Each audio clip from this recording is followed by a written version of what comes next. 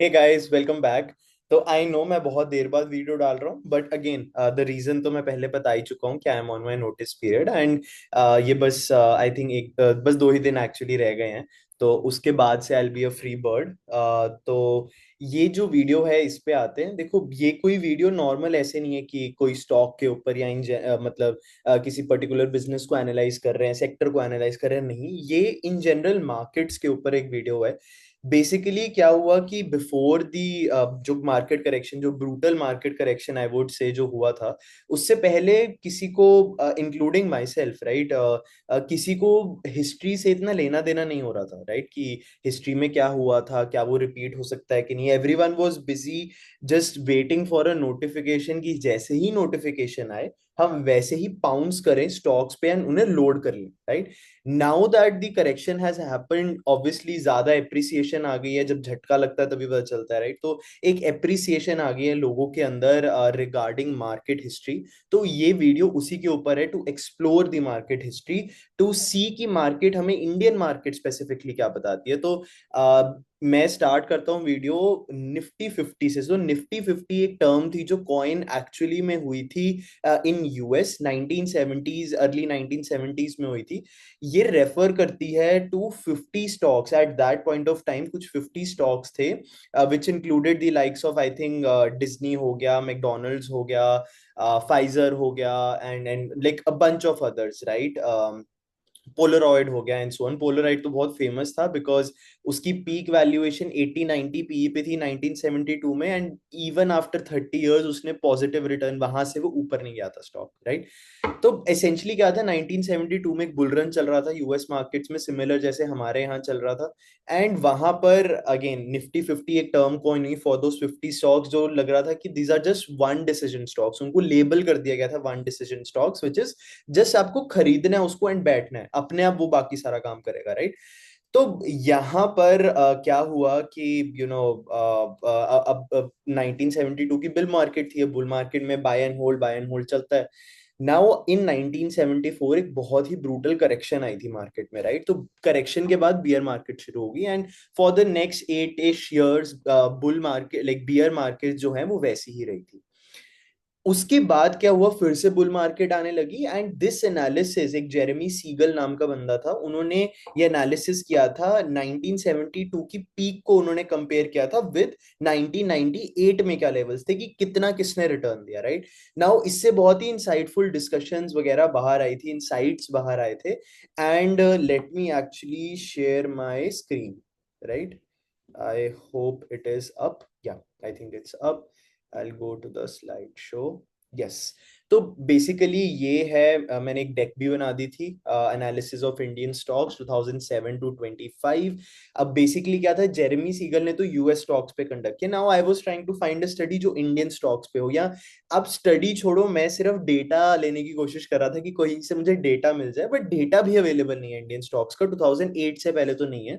And this is also like not index वाले मैंने जो कंपनीज उठाए हैं, इट्स एक जो ईटी है, इकोनॉमिक टाइम्स, उन्होंने 2007 से शुरू किया था, कि 2007 से वो ईटी टॉप 500 की लिस्ट निकालते थे of the listed companies, like top 500 companies based on market cap, growth potential and all of that. तो सिमिलर टू निफ्टी 50 एक ये नई टर्म टर्म कॉइन हुई 2007 में, which was again bull markets.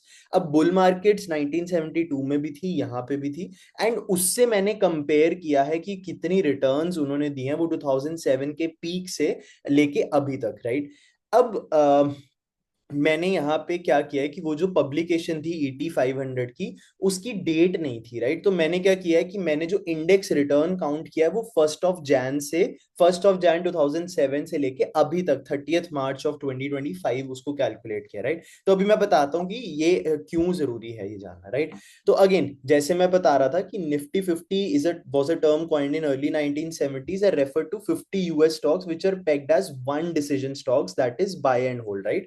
98 में जेरेमी सीगल ने एनालाइज किया stocks का रिटर्न उनकी 1972 के पीक से till 98, and he came to a conclusion कि 30%, तो आउट ऑफ दोस 50 स्टॉक सिर्फ 30% स्टॉक्स थे जिन्होंने इंडेक्स से ज्यादा रिटर्न दिया, राइट। तो अगर आप इंडेक्स में पैसा डालो तो इट इज पॉसिबल कि आप, इट इज डेफिनेटली पॉसिबल कि आप उसको ओवर डू कर जाओ, लाइक आप ओवर परफॉर्म कर जाओ निफ्टी 50 को, राइट, बेस्ड ऑन 1972 का पीक, ठीक है।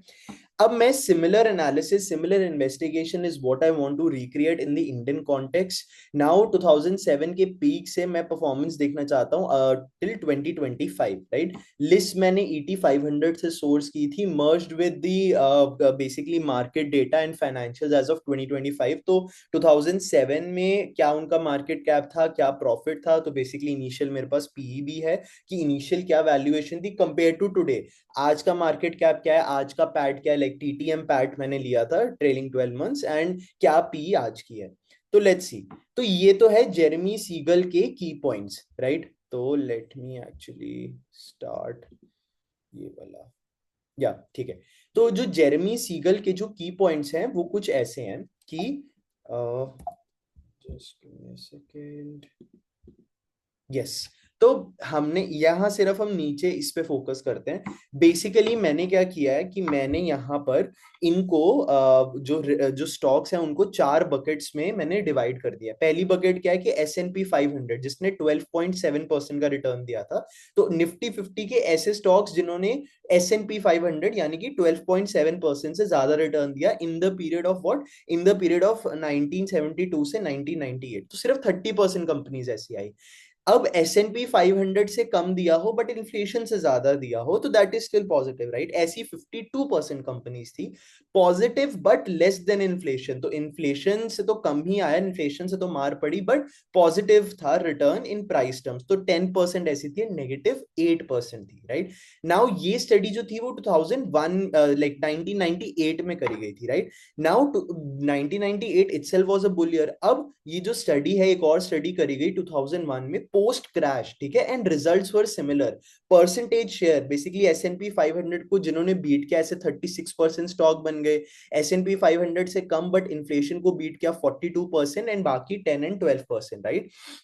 बेसिकली जो ये पीई का हम ट्रेंड देख रहे हैं ये कि आपके जैसे जैसे ये जो रिटर्न है, यहाँ पे रिटर्न सबसे ज्यादा है S&P 500 में।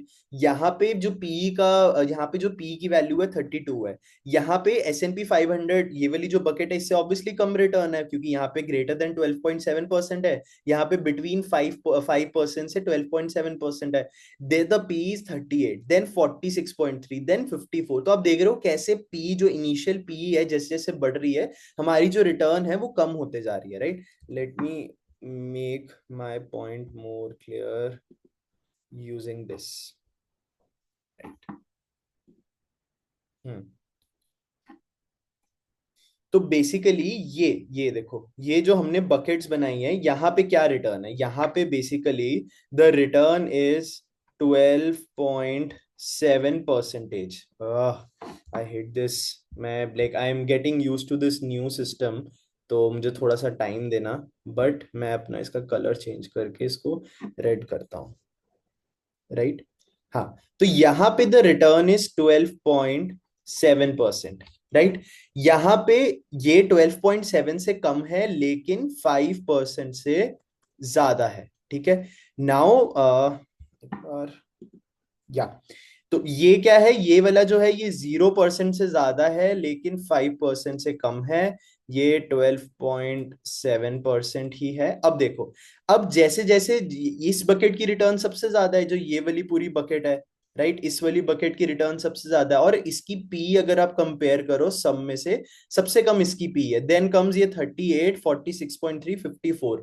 तो what does this tells you, this tells you कि as your initial PE, sorry again मैं यूज टू हो रहा हूँ सिस्टम के, as your initial P increases your return decreases, ठीक है। ये बेसिकली इसका पूरे का मतलब है, राइट। नाउ अब ये तो चलो बात हमने कर ली कि जेरेमी सीगल ने क्या फाइंड किया था। अब लेट्स से हम बात करते हैं नेक्स्ट पॉइंट पे, विच इज हमारा जो एनालिसिस है उस पे। यहाँ पे एक दो कुछ पॉइंटर्स हैं कि मैंने, अगेन मैं सिर्फ क्लियर करना चाहता हूँ कि ये मैंने डेटा जो है ईटी टॉप 500 से लिया था 2007 की लिस्ट से। 2007 क्योंकि वो पीक ऑफ बुल रन था। ये 500 में से 450 कंपनीज की थी बेस्ड ऑन डेटा, लाइक मैंने वही चूज की based on data availability. Initial composition ऐसी है कि ये जो ये जो 450 की लिस्ट है इसमें 61% कंपनीज लेस देन 20 पीई पे थी, 20 टू 50 पीई पे 32%, एंड रिमेनिंग 7% जो है वो 50 प्लस पीई पे थी। ठीक है। टॉप इंडस्ट्रीज कंट्रीब्यूशन, बैंक्स हो गए, कैपिटल गुड्स, रियल एस्टेट तब काफी बूम था, आई थिंक वो यूएस मार्केट में भी था, मेजरली वहीं पे था। नाउ अब मैंने क्या किया कि निफ्टी 50 ने कैगर दिया था 9.8%। कब आपने सुना होगा कि 12% देता है, 15% देता है, राइट? यहाँ पे क्या है कि उसमें इंक्लूडेड होते हैं डिविडेंड्स। यहाँ पे क्योंकि मेरे पास डेटा कंस्ट्रेंट्स थे तो मैंने डिविडेंड इंक्लूड नहीं किया। अगर आप डिविडेंड इंक्लूड करो तो ये 11-12% जाएगा for sure, but because of data constraint मैंने सिर्फ ये प्राइस रिटर्न ही किया है। Now we found that close to 10% companies, तो इस 450 में से 10% कंपनीज यानी 45 कंपनीज ऐसी थी जो या तो मर्ज हो गई या डीलिस्ट हो गई, right? Most of them were banks, right? क्योंकि वो बैंकिंग क्राइसिस आया था एंड धीरे धीरे दो smaller banks had to be merged in those bigger banks, right? तो ये आया था। ये बेसिकली मैं डेटा सेट का थोड़ा वो देना चाहता था ओवरव्यू कि हाँ, डोंट ट्रीट इट एज कि ये 100% एक्यूरेट डेटा, क्योंकि बहुत बार मुझे मैनुअल डेटा पुल इन करना पड़ा था, तो हो सकता है वहां पे गलती हो गई हो, बट मोर और less it will deliver the point, right? अब हम इस पे आ जाते हैं फिर से, राइट? अब मैंने यहाँ पे किया है इनिशियल पीई आपका versus the custom return bucket. ये हमने बेसिकली ये मैंने एनालिसिस के सिमिलर टू जेरेमी सीगल वाला। तो ये मैंने इनकी पीई बकेट जो है मैंने डिफाइन कर दी है, less than 10, 10 to 20, 20 to 30, 30 50, 50 70, 75, right? Now अब क्या है, ये जो लेस देन 10 बकेट्स हैं इसमें से 62% कंपनीज ऐसी हैं जिन्होंने निफ्टी 50 को बीट किया इन दैट पीरियड, और 19% ऐसी कंपनीज हैं जिन्होंने इन्फ्लेशन को बीट किया लेकिन निफ्टी 50 से कम थी। 13% ऐसी कंपनीज हैं जिन्होंने below inflation but greater than zero, and 7% इनमें से कंपनीज ऐसी हैं जिन्होंने नेगेटिव रिटर्न दिया। अब ये यहाँ पे जो ये कॉलम है ना पूरा, एक सेकेंड सॉरी, यस, जो ये पूरा कॉलम है हमारे पास ये वाला, राइट? इसको नोटिस करो कैसे ये जो 777% शेयर है ये बढ़ के आपका 21%, 20%, 20% हुआ जैसे जैसे हमारी पीई बढ़ी, राइट? तो वन इज की जैसे ही हमारी इनिशियल पीई बढ़ी तो initial PE is directly proportional to risk. ठीक है, ये बात याद रखना, क्योंकि usually these are strong narratives उस पॉइंट ऑफ टाइम पे, but they don't usually play out. ठीक है, तो ये इसका मतलब है। Second is below inflation but greater than zero, similar trend यहाँ पे है इनका, जो क्या कहते हैं कॉन्सेंट्रेशन है ये बढ़ता गया। तो बेसिकली 50 to 75, जिनका जो कंपनीज का पी इनिशियली 50 to 75 था, उसमें से 20% ऑफ द कंपनीज जो है उन्होंने इन्फ्लेशन से कम रिटर्न दिए बट पॉजिटिव रिटर्न्स थे, राइट? नाउ अगर आप इन दोनों बकेट्स को कंबाइन कर दो, right, what does this tell you कि below inflation 40% of the companies थी, जो 50 to 75 में जितनी भी कंपनीज थी 40% of them give below inflation आपका क्या कहते हैं returns, right? So that is obviously worrisome. And आप देखो सिर्फ 47% कंपनीज ऐसी हैं, ये जो फिगर है सिर्फ 47% कंपनीज ऐसी हैं जिन्होंने आपके निफ्टी 50 को बीट किया, राइट? तो keep those narratives in check. That is what this tells us, right? So keep narratives in check. This is what it means, right? Ki this is the next big thing, that is the next big thing, so on so forth. Usually higher P से आपका बहुत बड़ा risk बढ़ जाता है, and it shows also higher P का मतलब है कि मार्केट को बहुत कॉन्फिडेंस है, and that is all right. But जैसे पी बहुत हाई हो जाता है दैट मींस कॉन्फिडेंस बहुत ज्यादा है, उससे आपका क्या रिलेशन आएगा, उससे ये रिलेशन आएगा, उससे क्या कॉज हो जाएगा कि हल्का सा भी कुछ डिस्टरबेंस हुआ वो confidence, like basically margin of error बहुत कम होता है हाई पी कंपनीज के पास, राइट? तो ये जो है, ये जो वर्ड है margin of error, right, margin of error, ये जो है आपकी हाई पी की कंपनीज के पास बहुत कम होता है, जबकि ये जो कंपनीज है ना, ये जो 20-30 पी, ये वाली relative again to growth, but ये वाली जो कंपनीज है यूजुअली इनके पास मार्जिन ऑफ एरर ठीक होता है, अगेन गिवन दैट इनकी ग्रोथ भी कंसिडरेबल है। ठीक है, उस पे भी आएंगे। नेक्स्ट मैंने एक और किया था, returns by market cap, right? तो मैंने देखा कि small and mid caps they outperform the large caps, this is something we know. Next is there were groups within the small caps and mid caps जिन्होंने बहुत ही कम return दिए, meagre return दिए। तो आपके जो probability है of small caps doing better than large cap, it is definitely there. लेकिन हमें हमेशा ये देखना है कि स्टॉक सिलेक्शन के लिए हम पेनी स्टॉक्स के साथ ना रह जाएं। As in penny stocks, as in मैं वो पेनी कंपनीज बोलना चाहता हूँ, not stocks. This should be companies की। मैं कोई घटिया कंपनीज के साथ ना रह जाऊं कि जो मेरे को कुछ रिटर्न ना बना के दे इवेंचुअली, राइट? तो that is that. Now let's go to the next slide. तो इस स्लाइड से हमें अगेन ये पता चला, इनिशियल पी जितना हाई है रिस्क उतना ज्यादा है, इनिशियल पी जितना कम है चांसेस आर कि यू विल बीट, मतलब chances of outperforming Nifty is more. ठीक है, now let's go to the next slide, right? अब ये बहुत ही ब्यूटीफुल ये जो है कर्व है। मैं इस पे आपको स्लाइड शो पे दिखाता हूँ इसको, राइट, थोड़ा बड़ा करके, right? And I will show you why I am saying कि ये इतना अच्छा कर्व है, राइट? तो बेसिकली ये क्या है कि आपका एक्स एक्सिस पे ईपीएस कैगर है, this is in decimals, but अगर आप इसको देखो तो this is -20%, -10%, 0%, 10%, 20%। So this is the CAGR by which your EPS has increased over 2007 से लेके 2020-25 तक। एंड वाई एक्सिस पे क्या है, your return CAGR, right? Return CAGR मतलब स्टॉक ने कितना रिटर्न दिया। ये है कि अगर एक बिजनेस है जिसका let's say 10 crore, let's say उसने 2007 से 2025 तक 10% से अपना प्रॉफिट ग्रो किया, तो वो यहाँ पे आएगा, 10% से प्रॉफिट ग्रो किया। अब लेट्स से उसने जो अपना रिटर्न कैगर है वो भी 10% से दिया, तो 10% एंड 10% जहां मीट हुआ वो ये पॉइंट है, राइट? तो essentially this is where this will be plotted, right? It will be plotted. तो ये जितने भी क्रॉसेस हैं दीज आर कंपनीज। अब फॉर एग्जांपल अगर मैं इसको पकड़ूं, ये कंपनी क्या कह रही है कि इसका जो ईपीएस कैगर है वो तो 10% था, लेकिन इसका जो रिटर्न कैगर है, जो स्टॉक रिटर्न कैगर है, वो 20% था। तो यहाँ पे एक चीज अच्छी है हमारी, अब मैं इस पे नीचे आ जाता हूँ, कि ये जो शिट, हाँ, basically let me just start it again. हाँ, बेसिकली ये जो चीज है ना, ये जो लाइन से ऊपर है, लाइन क्या है, x इक्वल टू वाई, जितना ईपीएस कैगर उतना ही रिटर्न कैगर। ये जो है दिस इज योर जो क्या कहते हैं, returns are greater than, returns are, just give me a second, yes, returns are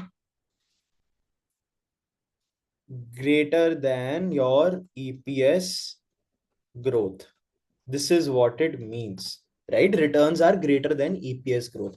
now एक चीज क्लियर है कि देखो, ज्यादातर कंपनीज जिनका ईपीएस जो ग्रोथ है वो एंड रिटर्न जो कैगर है दैट इज अलाइन। मतलब अगर किसी ने 10% ईपीएस दिया तो चांसेस आर, देखो, चांसेस आर कि उसने 10% ही रिटर्न दिया है, उससे ज्यादा ही दिया, राइट? अब ये देखो, ये बेसिकली ये लाइन देखो, ये वाली जो ये इस लाइन पे जो टच कर रही है, ये इस पे जितने भी पॉइंट्स हैं ऊपर वो देखो, उन्होंने ईपीएस कैगर 10 दिया है। दीज आर द कंपनीज, ये जो लाइन से नीचे नीचे कंपनीज है, इन्होंने आपका रिटर्न जो है वो 10% से कम दिया है, बाकी सब कंपनीज ने 10% या उससे ज्यादा दिया है। एंड यहाँ पे कितनी फ्यू कंपनीज है, यहाँ पे कॉन्सेंट्रेशन कितनी ज्यादा है, राइट? दिस टेल्स यू कि EPS growth in long term will definitely dictate your returns, and it is probably what matters, but what also matters are your initial PE जिस पे आपने उसको उठाया है। ये जो आउट परफॉर्म कर रही है ना, ये वाली जो कंपनीज हैं, इनमें हमने देखा कि there was a privilege of PE rerating. ये तो पीई री रेटेड, तो बेसिकली ये ऐसी कंपनीज हैं जहां पे अगर इनिशियल पी 2007 की इनकी पी अगर थी 10, तो अभी वो जो पी है वो बढ़कर है लेट्स से 20, राइट, या 15। बेसिकली पी भी इनकी बढ़ी एंड ईपीएस कैगर भी हुआ, हेंस ये आउट परफॉर्मेंस इनको मिली। बेसिकली जितना ईपीएस कैगर था उससे ज्यादा इन्होंने ग्रो किया। तो business growth is what matters in the long term, with PE expansion being cherry on the top. This is what we have to keep in mind. ऐसे stocks में invest करना है जहां बिजनेस ग्रोथ तो हो ही हो, लेकिन लेकिन साथ में पीई एक्सपेंशन भी हो, then you will be having companies in your portfolio जो इस लाइन से ऊपर लाई कर रही हैं। This is what it means. Right. तो ये बहुत ही पावरफुल ग्राफ है for long term for investors essentially, and ये बताता है कि क्यों इनिशियल पीई एंड ऑल आपके लिए जरूरी है, राइट। नाउ ये है हमारी नेक्स्ट स्लाइड। इसमें बेसिकली मैं क्या बता रहा हूं कि देखो, अब बेसिकली पीई रेशो तो एक चीज है ही है, but there is also something called peg ratio. तो पेग रेशो को देख लेते हैं। अब पेग रेशो क्या है? 0.5 मतलब 1 से कम है तो हम यूजली कहते हैं चीप है। उसमें भी मैंने दो बकेट्स यहाँ पे आई। 0.5 से कम तो रिटर्न देखो सिर्फ 2.8% है। ये जो है ये हमारा स्टार है 15.4% पे, जो ये 0.5 से 1 की बकेट है, राइट। नाउ ये क्यों बेसिकली 2.8% है? प्रोबेबली दीज आर कंपनीज जो छोटी सी कंपनीज है, जो मार्केट वैल्यूएशन देने को तैयार ही नहीं थी। उन्हें पता था कि they won't be able to survive, तो markets had them priced right from the very beginning. This is what it means. तो every cheap stock is not equal to a good investment. So cheap on PE slash PEG is not equal to good investment. हमें again stock के बारे में, underlying company के बारे में पढ़ना ही पढ़ना है। There is no other choice. This is what it tells us, right. Invest, again I am sorry for the handwriting and all, मैं I am getting used to it. तो this is what it tells us. अब जैसे जैसे आप देखो ये peg ratio बढ़ते जा रहा है, वैसे वैसे ये क्या कहते हैं, आपका रिटर्न कम हो रहा है। मैक्सिमम रिटर्न इधर मिला, देन ये रिटर्न कम होता गया, right. And this is big difference 15.4 and 12.7। अब आपका जो पोर्टफोलियो है उसमें देखो पेग रेशो क्या है आज की, right. Again I am not saying कि ऐसा ही रिटर्न आएगा, but this is what data tells me कि आपका मोस्ट लाइकली है जब तक इतना आउट, क्योंकि देखो ग्रेटर देन 2 में भी ऐसी कंपनी होगी जिसने लेट्स से एक ने 16% रिटर्न दिया कैगर एंड एक ने सिर्फ 2% दिया, तो एवरेज ये चीज आ गई, right. That is very much possible. लेकिन this is what I am trying to tell you कि जैसे जैसे पेग रेशियो बढ़ेगा, ऑन एन एवरेज ये जो है 8.4% रिटर्न दिया है, 12.3 दिया है, 12.7, 15.4 star bucket and 2.8, right. Now अब हम जाते हैं, यस अब हम जाते हैं ये वाले पे। अब पी चेंज, जो मैंने पहले बात की कि जब पी जो है वो चेंज होगा तो क्या होगा, राइट। जब पी चेंज होगा तो हमारी जो रिटर्न कैगर है, बेसिकली ये वो स्टॉक्स हैं जिनका पी लेट्स से पहले, मैं अगर इसको सर्कल अप करके यहाँ लेके आऊं, जिनका 2007 का पी जो है वो लेट्स से आपका था, मैं इसको रब कर रहा हूँ अगेन यार, जस्ट बेयर विद मी, ये मैं थोड़ा समझने की कोशिश कर रहा हूँ इसको मैं यूज कैसे करूँ, राइट। तो कहाँ गया, यस। तो basically this this is what it means, right, कि 2007 का मेरा जो पी है वो प्लस ये वॉट एवर इस बकेट में है, ये जो बकेट में है, is equal to new PE, right. तो इसमें क्या है देखो, सबसे पहले जिन कंपनीज का पी 10 से ज्यादा चेंज हुआ उनका रिटर्न क्या अगर इस 13.5%, सबसे ज्यादा है इन सब में से, राइट। इन सब में से सबसे ज्यादा है। ईपीएस ग्रोथ देखो 6% है सिर्फ, यहाँ पे ईपीएस ग्रोथ 8%, 8.9, 10.5% तक ग्रोथ है। लेकिन स्टॉक ने रिटर्न 9.4% दिया, क्यों? क्योंकि पी जो है वो डी रेट हुई 0 to -5। This tells us the importance of valuations.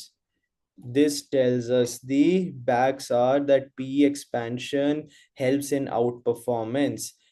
The ones where PE contracted, they also had positive returns. Sure, इनकी positive return थी, लेकिन they underperformed the other buckets, right? So growth can outdo PE contraction, although PE इस bucket में कम हुई, right? या इस इन दोनों buckets में कम हुई, your return was still positive 9.4 and जो भी 8% यहाँ पे लिखा हुआ है, right? Yes 9.4 and approximately 5%। तो ऑल्दो यहाँ पे पी कॉन्ट्रैक्शन हुई, हाउएवर यहाँ पे ईपीएस ग्रोथ से हमें कम मिला। तो ऑल्दो हमारा जो ईपीएस ग्रोथ है, क्योंकि ईपीएस ग्रोथ अच्छा था तो पी कॉन्ट्रैक्शन को उसने ओवरकम करके रिटर्न तो पॉजिटिव वो ले आया, राइट। रिटर्न पॉजिटिव ले आया, but it is still under performing this, right. So हमें हमेशा ईपीएस ग्रोथ प्लस पीई पे हमें फोकस करना है। जो एंट्री पीई जो हमारी है उस पे फोकस करना है, PE of entry, right? This is what data tells us. Again I am not saying कि ये रिपीट ही करेगा करेगा, प्लीज आके इंडिविजुअल केसेस मत मुझे बताना, but this is what it tells us, right?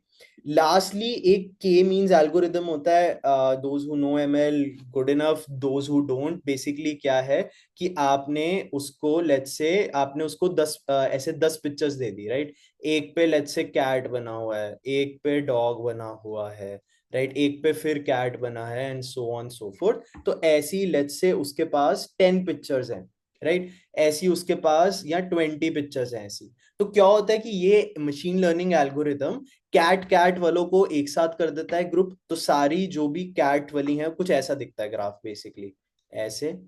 तो वो क्या करता है, एक दो तीन चार, लेट्स से ये सारी कैट्स थी, वो उनको साथ में कर देता है, एंड डॉग्स को ऐसे साथ में कर देगा, तो दिस इज फॉर डॉग्स, ये हो जाएंगी कैट्स, ठीक है? एंड ये फिर उनके कैरेक्टरिस्टिक बताता है कि लेट्स से डॉग्स के क्या कहते हैं, बड़े इन like they are bigger in size, या फिर उनके टीथ स्ट्रक्चर डिफरेंट है, इनका टीथ स्ट्रक्चर डिफरेंट है, आवाज डिफरेंट है compare two cats and dogs. तो वो बेसिकली इन सब पे एक साथ इकट्ठे कर देता है। अब यहाँ पे क्या मीनिंग है इससे जानते हैं।